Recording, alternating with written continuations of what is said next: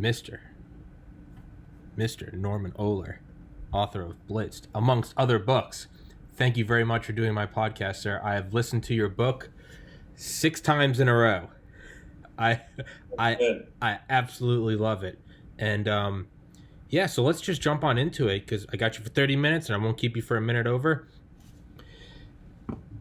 Could it be said that Dr. Theodor Morell was indeed the most powerful man in Germany? Do you think? That's the message I got. Well, there's a note in his diary that the doctor always has to be, in a way, leading the patient. So this is kind of an absurd or interesting situation if your patient is the so-called leader. Yeah. That makes you the leader of the leader. But also we have to understand that Morell didn't take decisions. It's not like he went to Hitler, gave him drugs, and then told him, and now you should, advance in the East or something like that. So he was kind of also shy in voicing political opinions. Mm-hmm. So he had a lot of power, but he didn't make any decisions. He influenced decisions, but he didn't actually shape the decisions. Sure. Yeah, I thought that was I remember hearing that in the audiobook, which, by the way, whoever you got to narrate that was perfect. That was I love audiobooks. That's probably the best narrating voice I've heard. But that's good. Yeah, good perfect. No, that guy is on his A game. Yeah, in his notes, the doctor must always have a feeling of standing over. It must be he is in charge. I remember listening to that and I was like, I feel like that's the last thing a doctor should do. But you he often, you said he notes with pride when Hitler said the success of the day is credited to me. Mm-hmm. And also the first Eucadol injection, the first ampule, or I believe the second.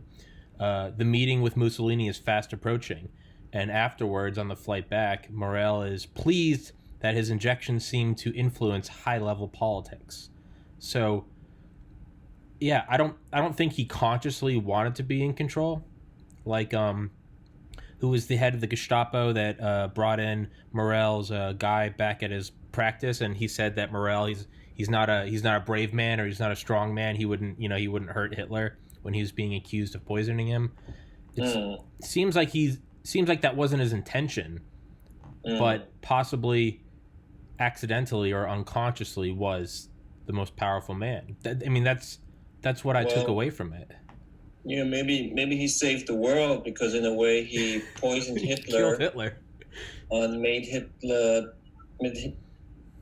influenced Hitler in a way that Hitler's decisions, military decisions especially, were not really good towards the end, because Hitler more and more lived in a make-believe world. Yes. Instead of in the reality, which is kind of helps if you're in a war effort. Oh yeah, to actually get the facts. I feel like it'd help if you were like a soldier and you didn't, you're worried about storming the beaches. Maybe you'd want to be intoxicated.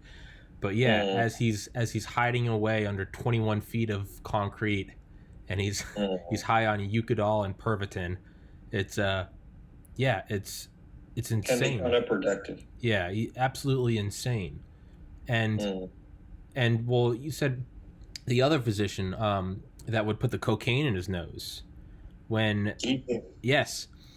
when he didn't give it to Hitler because he was worried about an addiction forming. Hitler, who had planned the Second Ardennes offensive, claimed, what did he say?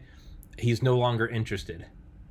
So he wants to shift this front from, I believe you said 500 miles to 2,500 miles, and then he doesn't get his blow, and he's just like a toy. I don't want to play with Operation Barbarossa anymore. And I thought, the guy who put the bomb for Operation Valkyrie, that might have had a more profound effect than I had before this book thought.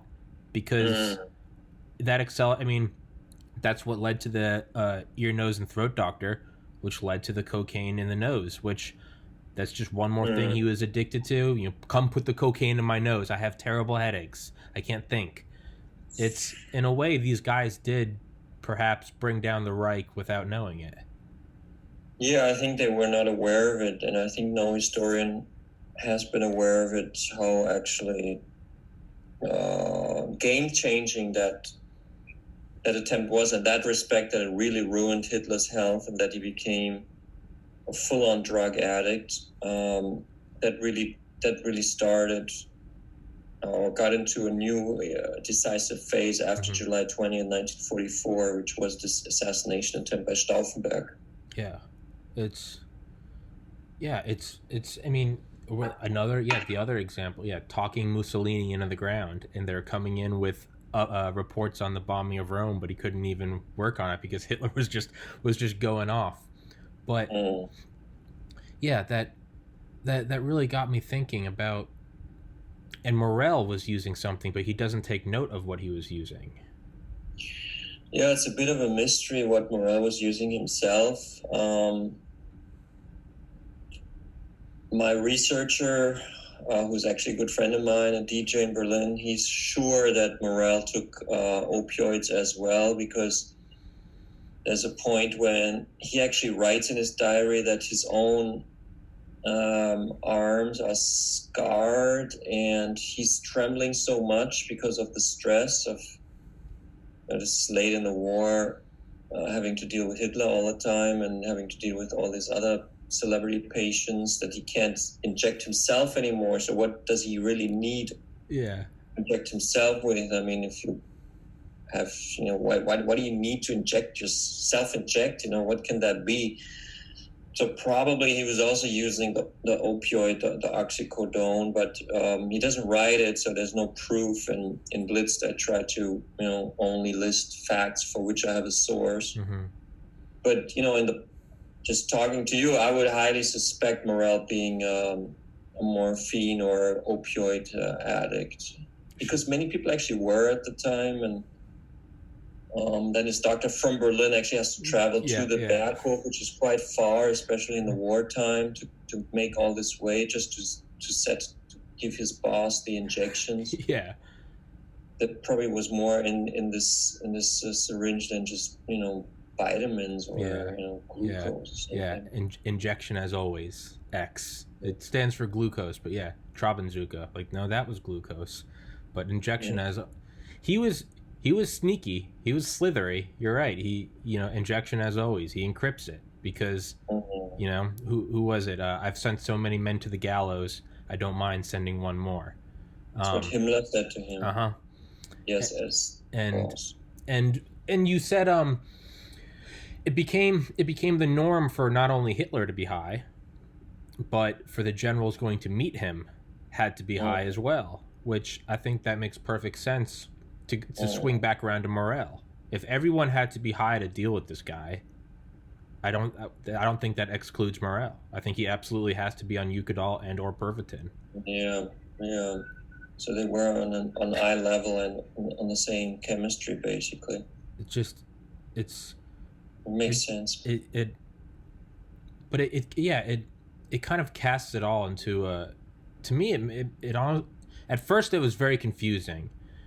And then it started to make my knowledge of World War II, it actually clicked a little more. I mean, because you always know Hitler, the megalomaniac, massive architecture structures, the biggest armies, the biggest tanks. He wanted even his own train system. He wanted everything. And it makes sense. Well, he's on cocaine. He's on meth. And then he's going to bed on opium or barbiturates. Not opium, opiates. Early in the book, you said you brought up alcohol in the SA, the rise of the SA, and then said that deserves a book of its own. Are you gonna do that? Well, please. At the moment, you think it's a good idea? Oh my God, yes. Dude, I've listened. I'm not kidding. 6 times in a row, I listened to your book. I loved it. I think alcohol is as interesting as all these hard drugs. Absolutely. Alcohol is just as insane. I mean, alcohol is crazy. I mean, for the best and the worst things, man. And especially the rise of the SA. Nicholas Voschman, who wrote the book KL, it's about the rise of the concentration camps. it's like a 35-hour audiobook. It's really dense, but it's the slow and subtle Does it ride. does it talk about alcohol? Well, it talks about in the camps, even back when like the guards were still kind of friendly with the prisoners, they would give them smokes, but they talk about how it got a little crazier and crazier, and like the first couple murders in the camps, it wasn't even full on. It wasn't the extermination process. It was the guys would get really drunk, and a lot of the young guys, they were too young to have fought in World War One, and they wanted to serve the fatherland, and they wanted to, they wanted to earn the respect of their fathers who did fight in World War One. Because everything is so bad, inflation's terrible, the economy's in the shitter, and how am I gonna help my country? And what they would do is they would get to take your boat. They would get blitzed drunk, and at like 3 a.m. they would try to get prisoners to commit suicide, and if they didn't, eventually they would shoot them or they'd kill them themselves. But they used to get wild, and then the next day, someone from Berlin would come, and they would come and investigate it, because it was still, this is early 30s, so it's still, they're coming in and they're going, what's going on? Why are you killing these communists? But that's what would happen. They would get hammered drunk. Well, I mean, alcohol is probably the founding drug of National Socialism, because the NSDAP, the party, started in the beer hall in Munich. And when they did the Munich Putsch in the 1920s, it was basically after a night of drinking in the beer hall. So they were, except Hitler, who never drank, they were all drunk. And just said, now we're going to, take the government, and just started storming against the Munich government, and the Bavarian police just, shot at them, and they started crying and retreated, basically. So they were drunk. So, I mean, it is interesting. I haven't really made research, but I'm sure you would find a lot of things. So maybe I'll take your I think you need to. And, I mean, obviously I've thought about it because I've written also about it, but I'm more interested in the other drugs. But you're right. I mean, alcohol is a hard drug too. It is a dangerous drug, actually, and it was used heavily, especially in the concentration camps. Mm-hmm. So I don't know if you would find many sources. So I would be interested to read that KL book. So it deserves research for sure. Yeah, Blitzed is sexy because Blitz isn't just having a beer, right? You're crushing up crazy pills, injecting them, planning architecture. They're planning and then Morel is slaughtering every animal in Ukraine. And one of the things he said, he's like, and then as a general tonic, chopped up a pig's heart, melted it in phosphoric acid, and injected it. And it's like, not only would you lose your medical license today, you'd probably end up behind bars.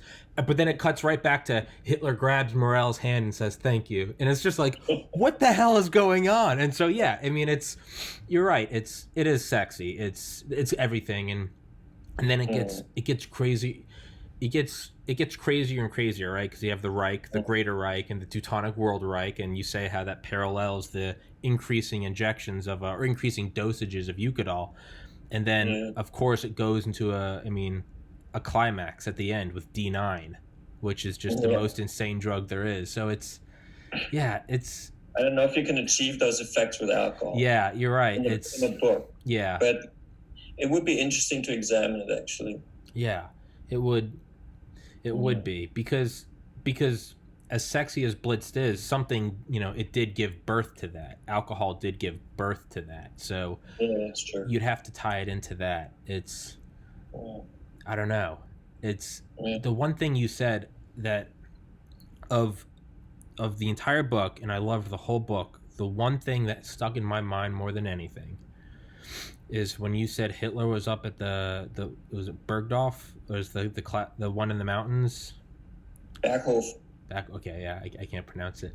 He's up there, but you begin the chapter, I believe it's chapter 8, I might be wrong. I think it's much later, actually. But you begin the chapter with, it's where Hitler could go and watch ravens and make impersonations of make impersonation sounds of the guns of World War II. Machine guns. And when I heard that, I paused it, I played it back, I screen recorded it and I texted it to like 10 friends. I was like, listen to this. And I told it to guys at work, and we're all laughing because it's this imagery of Hitler up in the mountains by himself with Ava Braun, just going like a kid, right, with GI Joes or something. I just get this imagery of Hitler, and I was like, what the hell? And we do not know whether or not he is on Eucadol, and it's just like, it was no one, like, this thing was insane. This was an autonomous drug abusing monster. I mean, the headquarters of the Luftwaffe, right? There was a lot of alcohol there, actually. Yeah, well, they were heavy drinkers. Maybe, honestly, I would love to see a book with it's Bormann, correct? Or no, Goering, because it's Murring, Goering, yeah, Murring, yeah. Wake up and shoot up morphine, and then that affects Dunkirk. Like, holy God, it's. I would buy that book if you just did the Luftwaffe building, where you go in and it's everyone's drinking, they're drinking cognac and taking meth pills to stay up. They go in and it became, what was the quote? We had to keep a straight face because he's got bloomers on, he's got a Celtic belt, he's got makeup and red fingernails, and then you can tell the exact moment that the drugs wear off because he said he would become deranged and wouldn't say a word, would leave, and he'd come back, eyes gleaming. That is a book in itself. Yeah, Goering is interesting. He's insane. They're insane. And the other thing that made me laugh is when Hitler would wake up on his artificial, if you can't tell, I've listened to the book nonstop, I'll keep quoting you. He woke up on his artificial Mount Olympus, and he would get up, put his heels down, he'd flap his wrists and click his tongue, and it's just like, holy shit. Like, this is the guy that was making the calls, and it's insane, man. I know I'm just sitting here praising you. It's probably not a valuable conversation. I loved your book, man, and I would love to see you write one on alcohol. And did you read my new book, The Bohemians? I have not. I was going to ask you about that. That's the lovers that set up the resistance. Yeah, you should check it out. I will absolutely do it. But I got this one. Yeah, so I'll link that in the top comment and the bio for anybody listening. But I wanted to study this one up for this conversation. I'll absolutely get The Bohemians. I would love to see an alcohol book. And even if you departed, I don't know whether or not you would. Really, any historical figure that had a personal physician that did so many psychoactive drugs. It's one thing if it's, I don't know, less sexy, physiological. I think JFK had such a doctor. I was going to say, because he used to get on Air Force One. They said he'd take a bunch of opiates for his back. He'd drink something, and he'd pass out, and his dog used to run up and down the aisles barking, but no one wanted to tell the dog to shut up because it was the president's dog. And it's, yeah, JFK would be one. I know LBJ used to get really drunk. Yeah. Oh yeah, he used to get really drunk, and he would take out his he would take out his genitals on Air Force One, and it's a little messed up. Yeah. Reagan. Well, Reagan, he's kind of going through dementia. I don't know. You could write. I don't know how you'd get the information. You could write one on Trump. I bet that would be insane.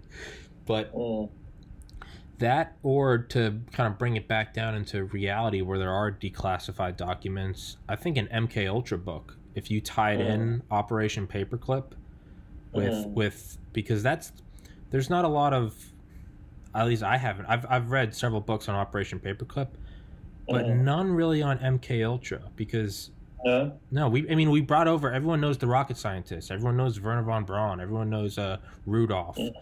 But I mean, we brought them over to make chemical weapons. We brought them over for their physiological research. MK Ultra. I mean, the CIA was kidnapping U.S. citizens in Operation Midnight Climax. They would use prostitutes to lure in businessmen. And I think, how do you know about that? Oh yeah, I think in San Francisco they'd lure in drunk guys on a Friday night, and then they'd bring them in. Did you read a book about that? I watched a documentary on that. I'll find the source for you, so I'm not just throwing out shit. I'll make Well, sure. no, I'm researching that. I know a lot about it. It's quite interesting. Operation Midnight Climax. They used to dose them with LSD, and I don't think it ever worked. But I mean, that was on U.S. citizens on U.S. soil. Do you think that would make an interesting topic? Oh yeah, you could write anything and it would be interesting, man. You're a brilliant. You're being humble, and that's very admirable. But I'm telling you, you put your mind to it, you could make it sexy. Alcohol in the early Reich, and then MK Ultra in the United States, dude. I mean, I'm one person, and I could buy one book. If I had $1 million, I'd buy 1 million books and make it worth your while. I think you should, man. I think you should. Thank you. No, I'll keep working for sure. I mean, I think this MK Ultra is quite interesting. How known is it in the American public? How known? Yeah. It's well known. I would say it's well known. Even yeah, MK Ultra, that's a pretty well known term. I mean, there are video games where it's mentioned. It's at least with my generation, I would say it's pretty well known. It's been not declassified because they burned all the documents, but a little bit got out. But I mean, that would be insane because I mean, the first. Have you heard the name Sidney Gottlieb? Excuse me?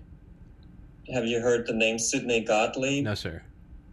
He was running MK Ultra. Oh God! Oh no! Okay. He's an interesting character. Well, you can see the precursor, or maybe even the embryo of it in was it Auschwitz, where they used Dachau, where they used what was it, mescaline? Yeah, right. And he said, "I'm going to like look into your soul." But that's what the CIA's desire was. They wanted to use it to look into your soul, and I mean, you could almost pick up where Blitzed left off. I mean, you have Hitler, right? The 38 for dessert. But I mean, a lot of those guys. I mean, was it Goering? He escaped because he wanted to be captured by the Americans, not the Russians. Yeah. A lot of those guys just slithered on out and came right to America, and we either put them out in Area 51 building rockets, or we put them in big pharmaceutical companies. If you had them, if you could just go, you could really go without missing a beat. You could slide right into MK Ultra. I mean, you could probably ride that right into the 60s, like, you know, because what happened in the next 15 years? The 60s explode. You had Jimi Hendrix and the Beatles. I think you could tie it together, man. If anyone could make it a sexy story, it's you. Yeah, I'm working on it. What are you working on right now? Can you give me a hint? Huh? What are you working on right now, or can you not talk about that? Well, it's better not. But I'll tell you when I'm more into it. But I can't be so public about it now. Okay. Well, I don't know how many people listen to the podcast. A small amount right now, but God willing, it'll be more in the future. I think I can do it. They'll listen to this because your book is well known. People like your book. I tell people about my guests all the time, and you know, sometimes I tell them and they don't really care. I'm like, I'm having on a pilot, and they're just kind of like, all right. Everyone I've told about your book. My boss always asks, who are you having on the podcast this week? I've been pulling up. I mean, I've been going to the store. I've been telling people, pull up the audiobook. Let me pull it up. And I'll hold it up and I'll go, I'm having on this guy. And everyone goes, oh shit, okay. So yeah, so they're interested, man. It's a sexy topic. Where are you based? In Ocean City, Maryland, about 2 hours south of Washington, D.C. How far is Fredericksburg from you? I don't know. Where's Camp Dietrich? I don't know. It's probably around here. I didn't grow up here. I only came here a couple of years ago, so I don't know the area well. But yeah, I think you should, because I mean, even towards the end of the book. Oh, sorry, phone beeped. Got you for 5.5 more minutes. Towards the end of the book, when you bring up a D9 and the Navy, you start that chapter with that guy said that what was it? Some special forces or a corporation, they wanted modafinil, In college, I was pre-med in college. I got into medical school in 2013. All the other guys, we'd all be getting the same tests. We used to take the thing that was before modafinil, adrafinil, and we would take that during finals week just to study for like 70 hours straight. It was insane. Good. It was insane. No, you'd crash afterwards and have to sleep for like 3 days, but probably wasn't good for you. But I mean, you can see the direct lineage because that is used for stealth pilots in the United States Air Force when they go on those missions from like the CIA missions from Langley Air Force Base all the way to Baghdad and back. They don't stop. It's just two guys. They don't stop. So they're on. I mean, it is the direct descendants of Theodore Morell and his experimental shit. It's just 80 years, not 80. It's just 75 years removed, but it's the same lineage. To think that we're not putting super soldiers on this stuff, I mean, why wouldn't we? No, America learned a lot from the Third Reich, for sure. Yeah, they did. But do you think they lost their soul in learning so much from the Nazis? That's a point of debate. It's, on one hand, the argument is if we didn't get them, the Soviets would get them. But the other hand is, and I got this idea, it's not my idea, but it's from Captain America. But they talk about it in one of the movies, is that they all came over and it was like a virus. Or it was like a parasite. We thought we killed it. We thought we killed Nazi Germany, but in reality, the parasite came over and hopped onto a new host. But they learned. They learned not to be loud about it. So they latched onto the host, and they didn't change the name from America. They kept it. They kept it as America instead of putting up a flag that said the Fourth Reich. But it's a sexy conspiracy that this thing came... I mean, because they were at the highest level. They were at the highest levels. And the CIA and NASA, the defense industries, I mean, they went to where the movers and shakers are that pull the strings in the U.S. government. I think that's the question, is did we latch on and did we bite off and then become infected ourselves? Is it still there today? It's, who knows? It's, if you had to bide your time, almost like Harry Potter, if you were Voldemort, what would you do? You'd find a strong host, but you would lay low. And that's not my idea. That's from Captain America, but I saw that, and that's what got me thinking about it. Where is it in Captain America? In Captain America, they call it Hydra, and the story of Hydra is they came over from Operation Paperclip, and they came into DC. They came into the power centers, all the big defense contractors, the intelligence agencies, and they laid low for 60 to 70 years. And once they get powerful enough, they will make their second return. Or their return. Their second. Maybe that will happen now when there will be a coup in America after the election when Trump loses but refuses to go.